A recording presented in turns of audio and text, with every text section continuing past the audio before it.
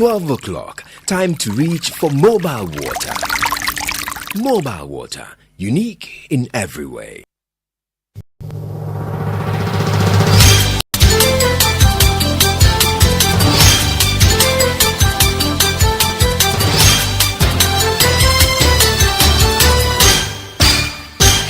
Years of joyfulness. Hello, good afternoon, and welcome to the Midday News.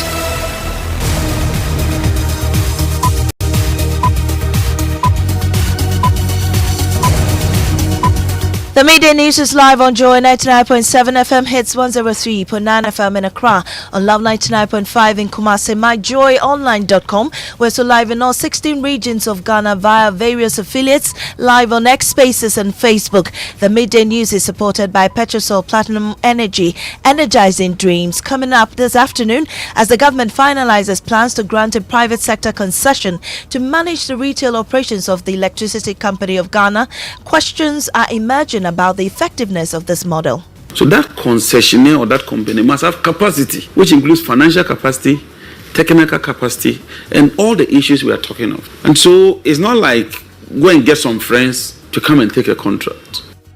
Also, the Trades Union Congress remains unconvinced about the viability of the approach. This whole idea that let's privatize only the retail end of ECG where the money is, it doesn't really add up. There's something wrong. There's some sinister motive.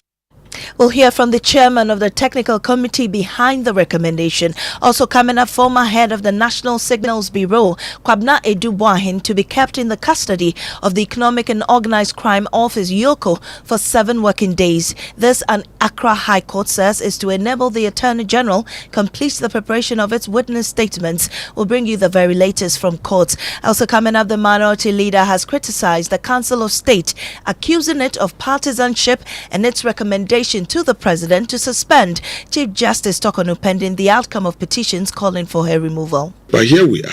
Our Council of State has failed us. The Council of State tells us that they found a prima facie. It was almost unanimous. That's where the disappointment comes from.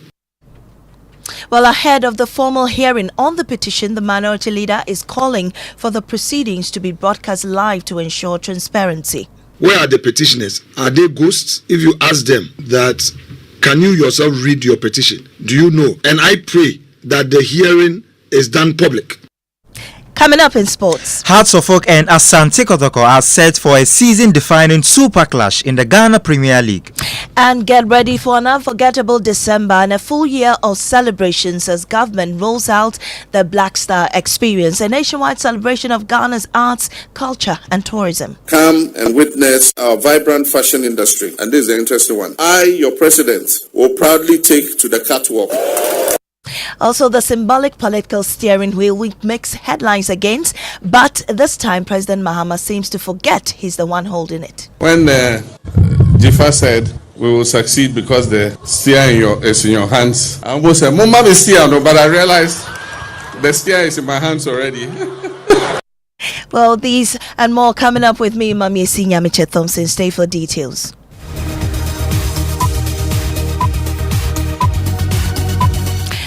President John Mahama has approved plans to grant a private sector concession to manage the retail operations of the Electricity Company of Ghana, a move the government says is aimed at improving efficiency and service delivery in the country's power sector. Under the arrangement, a private operator will be contracted to manage ECG's customer relations and revenue collection while the government retains ownership of the country. Here's President Mahama at the Midday celebration. If we do not do something drastic, our whole power sector will collapse. Let me assure you, that is not my intention to privatize ECG as an institution. Our attention is more a public-private collaboration to inject efficiency into our downstream electricity distribution system. And I must say, it will not be the first time. It's been done before. When I was president, in the free zones, a private company, Enclave Power, was giving the rights of metering and billing in the free zones. Electricity company provided them with bulk supply of power. They paid the electricity company until today. They still pay electricity company monthly, on time, every power electricity company produces to them. And their billing and collection in the free zones enclave is 99% of revenue is collected. This is an existing example. And I'm sure that we can make our electricity distribution more efficient through public-private partnerships. But I can assure you, and read my lips for emphasis, electricity company as an institution will not be privatized. Well, let's listen to the Energy Minister, John Jinepo, explain the new module to my colleague, Evans Mensah. We've gone to Cabinet. Cabinet has chosen the option of concession. We are not selling ECG, and let me put this on record. So that decision has now been made? It's been made. We are not selling ECG. Far from that. And so ignore the misinformation, ignore the misconception. Cabinet has taken a definitive position that we require some level of private sector participation, but not to sell the company outright. So what are we talking about? And I try to put it simple. ECG will remain the holding company. So ECG has this room as ECG operational area. They divide into 4-3. Roland company, you take one. Yours is to manage that sector or that geographical area. At the end of the month, we check how much power came to you. Just hypothetically, maybe 20 megawatts. And so we check the gigawatt hours that you consumed. And we say that this is the price. Pay us. You pay ECG. How you collect the money is your cup of tea. So you have to pay ECG upfront? No, you put a deposit or a guarantee. Okay. Because before you can qualify, we're going to have what you call RFQ, which is request for qualification. So that we sieve off some companies and have top-notch companies through a competitive process. Then based on those proposals and based on the criteria, we eventually select the concessionaires. So that concessionaire or that company must have capacity, which includes financial capacity, technical capacity, and all the issues we are talking of. And so it's not like go and get some friends to come and take a contract. We're taking a transaction advisor. Competitive bidding, competitive process. Well, the Jabez Emisa Arthur led the committee that came up with the recommendations. He tells Joy News the private sector participation is the best way out to revive ECG. Is to have a private sector entity that will not listen to those instructions. I've heard people also say that interference from the outside must be curtailed and people must stop interfering from the outside. We as Ghanaians must decide, are we willing to allow ECG to work well, and are we willing to leave it alone to do the work well, or appoint somebody who is capable and competent and leave him to do the work well? If we do that, fine. But if we can't do that, and then the only way to stop the interference is to probably appoint a private sector entity and the structure of ECG that had been operated up to now. If I am in charge of a village or a town, and my losses go above what is expected, I don't get penalized. I just report my losses have gone up. My losses are 38% or whatever, and that is it, which a private entity will not do. If I have appointed you to run the network in account for me, and I'm expecting losses of 18% and your losses go to 25%, you are either going to have to explain or you are going to be replaced, which is not part of that kind of performance monitoring and accountability. It has not been part of ECG structure up to now. But the Trade Union Congress is kicking against the move. Director of Research and Policy, Dr. Kwabena Nyaku Otu, is unconvinced this will work. We are also against the so-called PSP, and that we see the PSP and privatization as one and the same. Privatization is a very bastardized terminology in the last 40 years. Across the world, people have demonstrated against it. Across the world, the evidence is that it doesn't really work. So today, those who want to privatize will not call it privatization. They will find a nice terminology, private sector participation and all of that. And for us, we are not fooled by the changing dynamics or the terminology. So we say that the two are one and the same thing and we will oppose it. But let me ask a question. If we all agree that the energy sector has so many inefficiencies, from generation, transmission to distribution, why is it that we are only interested in fixing the inefficiency at the retail end of ECG? What happens to the inefficiency at generation, the way we procure electricity, for example? What happens to the inefficiency in the boardroom of ECG? What happens to the inefficiency across the various elements of the value chain?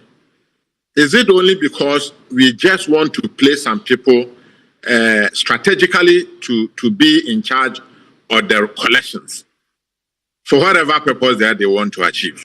This whole idea that let's privatize only the retail end of ECG where the money is, it doesn't really add up. There's something wrong. There's some sinister motive. You suspect something fishy in here?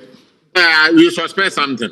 And if we are really short of solving the energy sector problems, please, let's go through the entire value chain. Let's identify all the inefficiency from generation to the retail end. And let's have a proper conversation about how to address those inefficiencies. Dr. Kwabena Nyako is Deputy Secretary General of the TUC. Well, we can also hear from the General Secretary of the Public Utilities Workers Union, Timothy Nyame, saying that ECG is capable of running efficiently if the political interference stops. Issues hampering revenue generation have been enumerated and submitted to the minister. One, we are saying the cost of power that we purchase, the cost of power needs to be renegotiated, and it is in the agreement. All the IPPs have an agreement that we have to renegotiate the pricing of the power. Number two, we need adequate meters at the retail end to install meters that we can read. Availability of meters to our customers. So, sister, when we don't have meters at our customers, and you are telling the private sector they should come and install the meters and then read and collect money.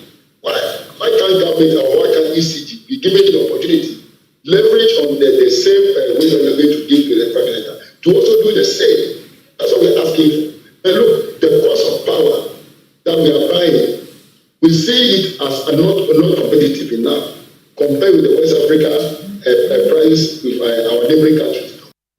And you heard the General Secretary of the Public Utilities Workers Union, Timothy Nyame. Well, the last time a private sector participated in the operations of ECG was in 2019 when government contracted PDS to manage revenue collection and customer service of ECG. So how did it go? My colleague Elton Broby joins me with details. Elton, tell us about the operations of PDS in the periods. So PDS started its operations as managers of ECG in March 2029, but the operations got suspended in July the same year, and the contract terminated in October of the same year. So, they worked for 5 months and was suspended for 2 months before termination over fraud suspicions. Their main goals were to improve revenue collection, reduce losses, technical and commercial, and also strengthen the operational capacity of the power distribution network. Else in 2019, you mean? Yes. Okay. Now, how was their performance in the revenue collection? For now, it's difficult to determine since ECG has not published official monthly revenue generated for that period. But what we know is that overall revenue improved in 2019 to 7.1 billion Ghana cedis compared to previous 3 years before PDS, where the revenue were around 5.7, 6.2, and 5.5 billion. Okay, right. Thank you so much, Elton Broby. Moving on. High Court has ordered that the former head of the National Signals Bureau, Kwabena Eduwahin, be kept in the custody of the Economic and Organized Crime Office, YOCO, for 7 working days. Mr. Eduwahin, his wife, one other, and their company have been slapped with 11 charges, including stealing, money laundering, and willfully causing financial loss to the state. They've all pleaded not guilty to the 11 charges. Let's go to our legal affairs correspondent, Latif Idrisu, to tell us more. Latif, first tell us about the in-camera hearing. Yeah, in-camera hearing, Maame. It took over an hour for that particular hearing between the trial judge, lawyer Tachia and his team, and Deputy Attorney General Justice Sai and his team. It took over an hour. After that, they came back, and then the decision was made. That decision, Maame, tells you the weight of the evidence disclosed by the Deputy Attorney General behind closed doors. Because if you recall, on Wednesday evening, when Mr. Eduwahin was brought here, the Attorney General made a point that he has surveillance that shows that Mr. Edwin has attempted to interfere with a potential witness in this particular case. The judge said, okay, come and show me proof. That was what happened in camera. And so based on that, now the judge is convinced that indeed Mr. Edwin attempted to interfere, reason why he's remanded him into the custody of Yoko for 7 days. Right. So what's the reaction of Mr. Dubain and his lawyers to this ruling? Atachia clearly was not happy with the ruling. In fact, he attempted to get the judge to include the weekends into the 7 days, so that Mr. Dubain would have been in the custody of Yoko for 5 days. But the judge insisted that he wants to give the Attorney General 7 clear days to do his work. So that is minus the weekends. So AG is going to have 7 clear days to take statement from the potential witnesses for the case to continue as expected. Well, what about the second and third accused persons? What's the latest on their bail conditions? So the wife of Edubuahin and the third accused persons, all of them are expected to keep on enjoying their court bail and the police inquiry bail. You know, the wife is on a court bail and the third accused person is on a police inquiry bail. They are still going to enjoy that. Mr. Edubuahin is the only person who has been remanded into the custody of Yoko. Right, thank you very much. Latif Idris is our legal affairs correspondent. Moving on, the minority leader in Parliament has launched a scathing critique of the Council of State, accusing the advisory body of partisanship in its recommendation to President John Mahama to suspend the Chief Justice Gertrude Tokonu pending the determination of petitions seeking her removal from office. Speaking on the Super Morning Show, the minority leader Alexander Feno Markin questioned the Council's impartiality and expressed concern over what he described as a troubling politicization of constitutional processes. The controversy stems from multiple petitions submitted to the President calling for the Chief Justice's removal. We can listen to the minority leader. And the judiciary was not independent and all of that. Then Tokonu came in. If you ask the petition, I've read the petitions. I mean, it will not even qualify for any consideration by any adjudicating body. They will just dismiss it. But here we are. Our Council of State has failed us. The Council of State tells us that they found a prima facie. It was almost unanimous. That's where the disappointment comes from. That today in Ghana, we, the political actors, where there is a challenge, I remember in the 8th Parliament, we relied on the Council of State a lot to intervene in that Parliament. They helped us a lot, both sides. Now, would I have the courage? Would I have the trust in them? Council of State, this is the Council of State we have. They call themselves Council of State. And then you make a recommendation that the woman should be suspended for what offense? It is not about her, but it's about the institution. And you bring in somebody, then the very thing that you complain about, you said it was wrong for 2 nominees who had gone through vetting. Well, Mr. Feno Markin said ahead of the formal hearing on the petition, he's calling for the proceedings to be broadcast live to ensure transparency. They have their eye also on the judiciary. Get rid of the Chief Justice for nothing done. And then they go personal, promising judges, assuring them if you support, you would also be favored. And I've said to the judges, today it is Tokonu, tomorrow it may be you. So it is their duty to be collective. Actually got rid of the Chief Justice, have they? They've started a process, but... But Kojo, when the petition that was cooked, you know, if you call the petitioners here, today, where are the petitioners? Are they ghosts? If you ask them that, can you yourself read your petition? Do you know? I pray that day comes where this so-called committee hearing, and I pray that the hearing is done public. Though that provision in the Constitution that talks about in-camera hearing, it is if the affected individual, the CJ, says that, look, I want to waive these rights, make it public. And I think that is what we should all insist as a nation. Let the petitioners appear. Let them speak to it. Yep, that is when you expose it. You heard the Minority Leader Alexander Feno Markin. Now moving on, Governor of the Bank of Ghana, Dr. Johnson Esiama, has dismissed speculation that the central bank is injecting large volumes of dollars into the forex market to stabilize the Ghana cedi. The cedi has experienced one of its most sustained periods of stability in recent years. Even though the currency has not only held its ground since December 2024, it has appreciated slightly against the US dollar in recent days. Speaking on the business edition of the PM Express with George Riafi, Dr. Esiama attributed the currency's recent gains to strong inflows and ongoing foreign exchange market reforms. So the stability you are seeing now is not because we are intervening in the market. It's not because we are selling reserves for stability. No. Remember, our reserves program is actually going up, by the day. We are building more and more reserves. All that we are doing is strengthening, the surge in inflows. A number of foreign exchange market reforms are being implemented. It is the combination of all these factors that you are seeing. And so long as we hold that anchor, we'll continue to see stability. And I made the point earlier that when we say stability, it doesn't mean the cedi has to be fixed. It doesn't mean that the cedi has to over appreciate, because that in itself is not good for our exports. So in real terms, we are observing the trends. We want to make sure that the cedi is not misaligned in real terms. It stays within some kind of band.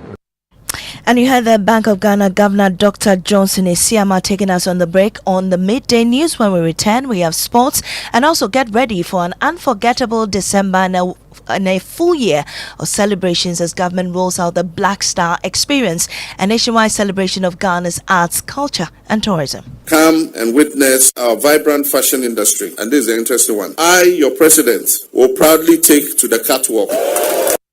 Also, the symbolic political steering wheel making headlines again, but this time President Mahama seems to forget he's the one holding it. When Jifa said we will succeed because the steer is in your hands, I almost said, Mama be steer, no, but I realized the steer is in my hands already.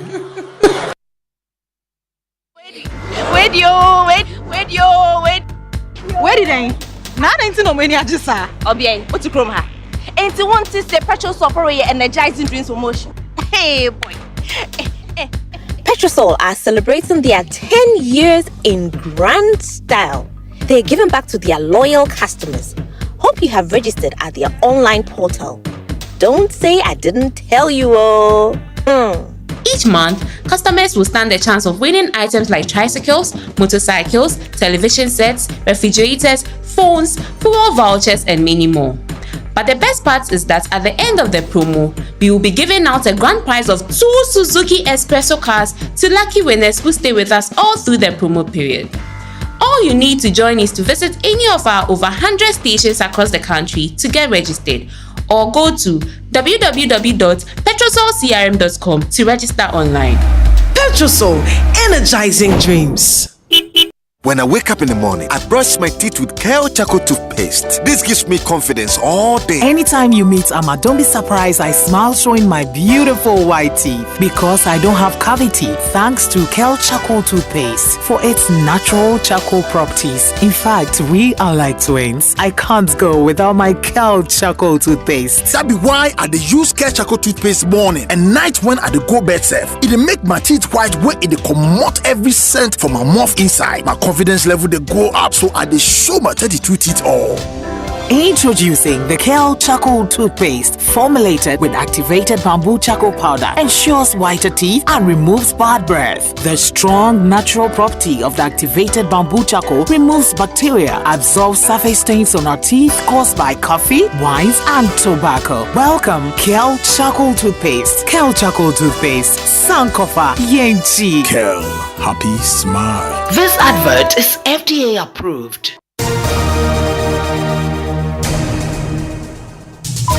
Welcome back to the Midday News. We have sports. Thank you very much, Maame. So we've got the top line in the Ghana Premier League on Sunday as Hearts of Oak take on Asante Kotoko in the Super Clash at the Accra Sports Stadium. Now the Phobians have struggled in recent meetings with the Porcupines, losing their last 3 encounters. But midfielder Kwesi Asma says they are determined to change the narrative.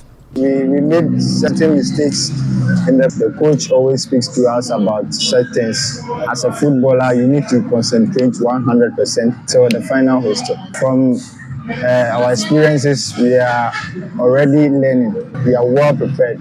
We want to exhibit what we have in us. Yeah, now let's hear from Kotoko's interim coach Karim Zitu. Even if you don't do well in the league, and then you are able to beat Hasselhoff, I think the supporters somehow will side with you a little bit. So I know the game will be difficult, but we are going in with the mentality of winning. For that one, I can't hide it. I will tell you the truth, and the field will decide. Yeah, so Maame, who is your money on Sunday? I don't have any. Seriously, I don't even know who to support. But then we wish them all the best, though. Thank you very much, Mubarak. Now, frustration is mounting among anti-Galamsey campaigners who think President John Mahama's Aluta Continua mantra on illegal mining lacks urgency. Convener of One Ghana movement and economic analyst Senyo Hosi wants a bold shift in strategy, including the declaration of a state of emergency in heavily affected areas and the repeal of the LI 2462, the legal instrument encouraging mining in forest reserves. He spoke on Joy News Desk. The risk here is so high for us to just see it as some ongoing battle. We are dealing with HIV/AIDS. We are not dealing with HIV/AIDS. All right, it's a very critical thing that needs social change. But this is not something that needs social change. It's something that needs executive power, taking full action, decisive action, and holding the bull by the horn, cracking the whip mercilessly. Because for us, it is war. So I'm not going to see it as an Aluta Continua matter. It is, I don't know what term to use, but it's something that we must bring to naught and bring to naught immediately as much as possible. If we have to start with the LI, let's get the LI out. Then we know that legally we have eliminated legal exposure to the key ecological structures that Galamsey or mining would affect. Remember, Galamsey for us is not just illegal mining. It's also irresponsible mining.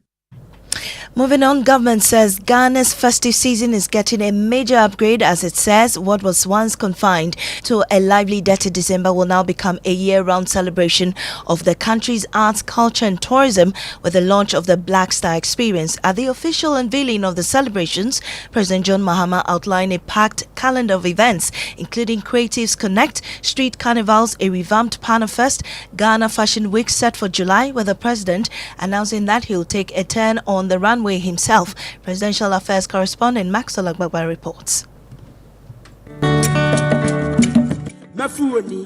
It was a night of culture. The beautiful things that made Dubois' voice what it was. So come back home to memories not only of Nkrumah. Poetry and music. The atmosphere was alive with energy, and President Mahama couldn't resist the opportunity to hit the dance floor. Coordinator of the Black Star Festival, Rex Ousumafo, outlined a packed calendar of events that would form part of the experience. This year, we are going to take Panafest to another level. We will amplify Panafest and we'll position it in the global eye. Creatives Connect will happen again this November, but this time we are making it international. We are bringing global thought leaders and top industry practitioners. We are going to overhaul and make stronger the Dirty December calendar with another major star-studded annual festivals and supporting events across. Minister for Tourism, Culture and Creative Arts, Ablaji Fagomashi, said that the Black Star Experience will help project Ghana's image on the global stage. The Black Star Experience, a strategic intervention to showcase Ghana's unique culture and heritage to the world. President Mahama described the experience as his government's solemn pledge to rebrand Ghana, boost tourism, attract investment.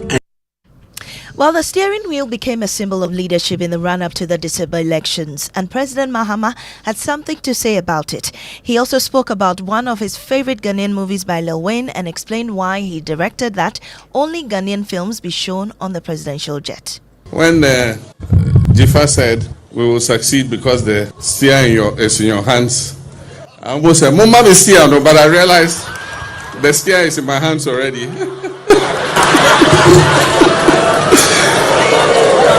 Thank you. I remember I asked that they don't show foreign films on the presidential jet anymore and that we should watch Ghanaian movies. And no, this was when I was president before. And I'm going to give the edict again. The plane is gone for service. When it comes out, ask them to change all the repertoire and put Ghanaian movies. President Mahama there. Well, let's get to know what's trending. And Jackie's here with me. Jackie, why are you laughing at President I was just anticipating something. Maybe they'll be showing Cheo and all those kind of movies on the presidential jet. But that's trending. Yeah, the Black Star experience is trending, especially after he said, Moma Mistiano, that comment that he made. Chief says that JM and neck pressing there, they be that, he's throwing shades and all that. But then also away from the Black Star experience, Black Sharif is trending for two things. So he postponed his highly anticipated show in UK, his tour, Iron Boy tour, and a lot of people in UK are sad because they've planned. That's like 3 days to the show, and he cancelled it just because of high demand. 3 days. Yeah, 3 days to the show. It was supposed to be this weekend, increasing demand for the show. And also, Patapa also says that his song One Corner is bigger than any of Blacko's songs. Yes, that's the reason why Blacko is there, like for two reasons. I'm tempted to believe that song really made waves in the country. It did, Baba. I'm not sure. Blacko was that popular. But then also away from that, we also have Wendy Shea, who has a new song with Movado called Apology, which is also making waves on social media today. Right. Thank you so much, Jackie, for what's in the trends. And that's how we end this afternoon's bulletin here on Joy 99.7 FM. I am Nyamekye Thompson. Up next is Living Word with Pastor Mensa Otabil.